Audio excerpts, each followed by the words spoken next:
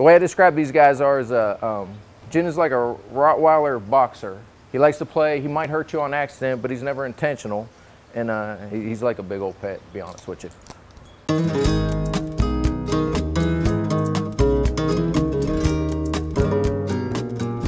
My name is Rob Willis. I'm the Hall of Champions supervisor here at the Kentucky Horse Park.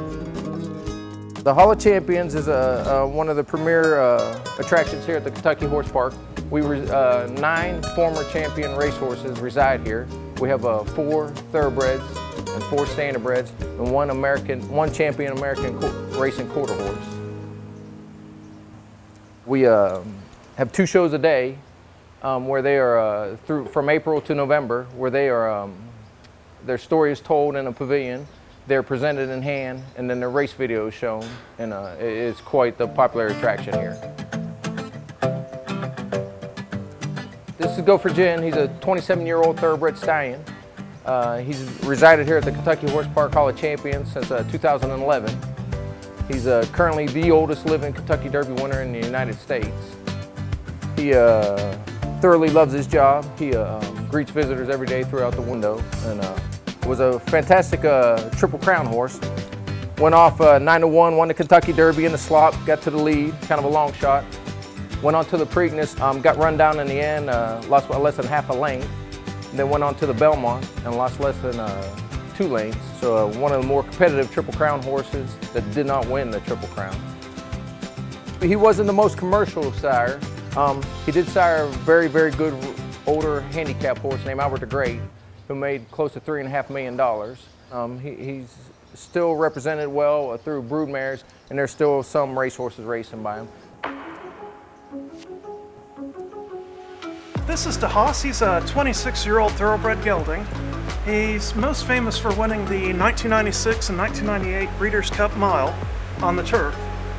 And he's actually the first and possibly the only thoroughbred to have won 2 non-consecutive Breeders' Cups. His trainer, Michael Dickinson, his assistant trainer, Joan, and his groom, Miguel, all knew that this guy really liked running on nice, firm turf.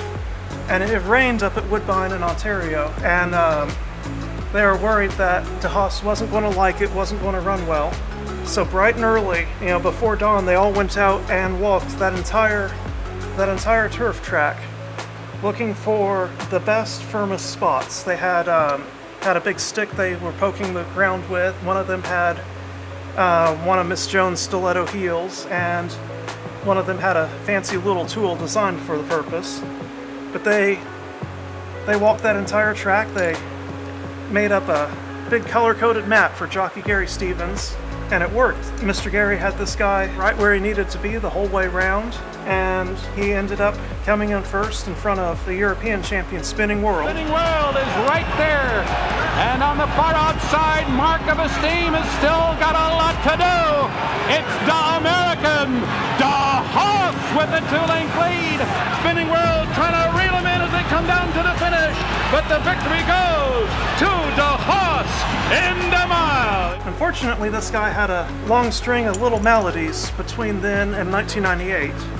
He ended up coming back about 3 weeks before the 98 Breeders' Cup with a little prep race at Colonial Downs over in Virginia, and won by over 8 lengths. He kind of blew the doors off of it. Really proved to all his connections that he was ready for the race of his life, and the Breeders' Cup selection committee threw him a bone. They said, well, we'll make him an alternate.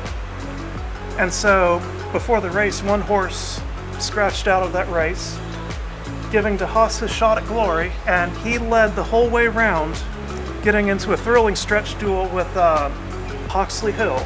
And it was honestly one of the best stretch duels I've ever seen, them coming down the turf track at Churchill Downs.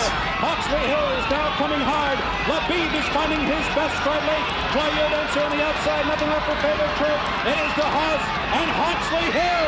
Hawksley Hill and DeHaas. Hawksley Hill forges short lead. DeHaas, whose game as they come, coming down to the line. Spine-tingling stretch ride. DeHaas comes back. Unbelievable. We learned very quickly that DeHaas and Funny Cide are not the best two to walk together because they both want to be in front the whole time. DeHaas will do like his 98 Breeders' Cup and just kind of lengthen his stride walking out in front, and then Cide will get a little upset, get up on his toes and say, no, I was in front. So even though he's an older guy, he's still got a very competitive spirit. I introduced Cide as the horse park's most famous resident, and he's normally the star of the show. Cide's an 18-year-old thoroughbred gelding right now. He's a dual classic winner. He was kind of a long shot in the Derby also, and he won the Kentucky Derby, and he was the first gelding to do it in over 70 years. And also he was the first New York bred to ever win the Kentucky Derby. He went on to Preakness, and that's kind of where his stardom really took off. He won the Preakness by 9 3/4 lengths. That was the third largest margin of victory in 143 run-ins. And mainstream media picked him up, and he kind of became a household name. I kind of say he was kind of a rock star at that point. He won a grade 1 as a 4-year-old, won the Jockey Gold Cub at Belmont Park. And he raced till he was 7, and he amassed $3.5 million worth of earnings, and retired to the park in 2009, where he's resided since. He generally works every other day, and Cide's his own unique character. He's got his own schedule, and we kind of abide by it, and we kind of play by his rules. Like I said, though, he does still have many fans. We have many fans that I receive a lot of gifts and cards and donations to foundations through Cide's name. He is